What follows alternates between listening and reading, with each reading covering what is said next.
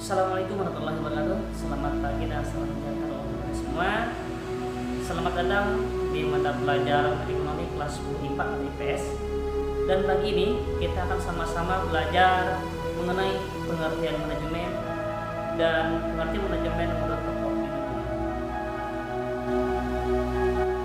Pengertian manajemen.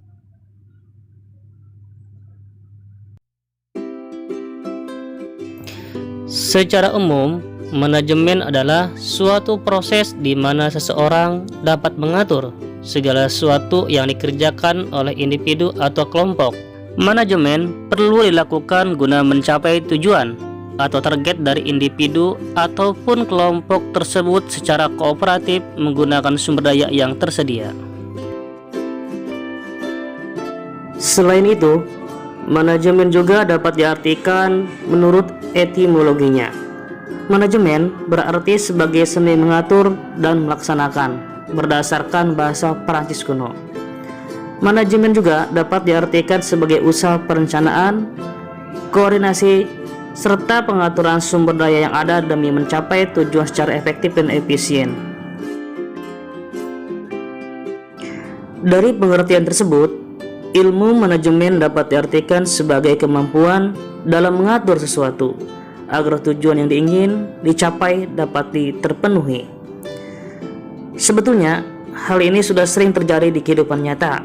Setiap orang juga pasti pernah mempraktikkan ilmu manajemen secara tidak langsung setiap harinya. Dengan menerapkan ilmu manajemen, diharapkan sesuatu yang sedang dikerjakan dapat selesai tepat waktu dan tanpa ada hal yang menjadi sia-sia. Tujuan tercapai karena terorganisir secara baik. Pengertian manajemen menurut para ahli. Para ahli memandang ilmu manajemen dengan pengertian yang beragam. Mary Parker Follett mengatakan, manajemen adalah seni dalam menyelesaikan tugas melalui perantara. Dalam hal ini, manajemen dapat diartikan sebagai suatu kegiatan yang dilakukan oleh seorang manajer untuk mengarahkan bawahan atau orang lain dalam menyelesaikan pekerjaan demi tercapainya sebuah tujuan. Beralih ke George Robert Terry yang mengartikan manajemen sebagai proses khas dari beberapa tindakan seperti perencanaan, pengorganisasian, penggerakan, dan pengawasan. Seluruh tindakan tersebut bertujuan mencapai target dengan memanfaatkan semua sumber daya yang tersedia. Menurut Ricky Griffin, manajemen adalah proses perencanaan, organisasi, koordinasi, dan kontrol pada sumber daya agar tujuan tercapai secara efektif dan efisien. Efektif di sini maksudnya adalah tujuan tercapai sesuai rencana, dan efisien berarti bahwa manajemen dilakukan secara cermat, terorganisir, dan tepat waktu.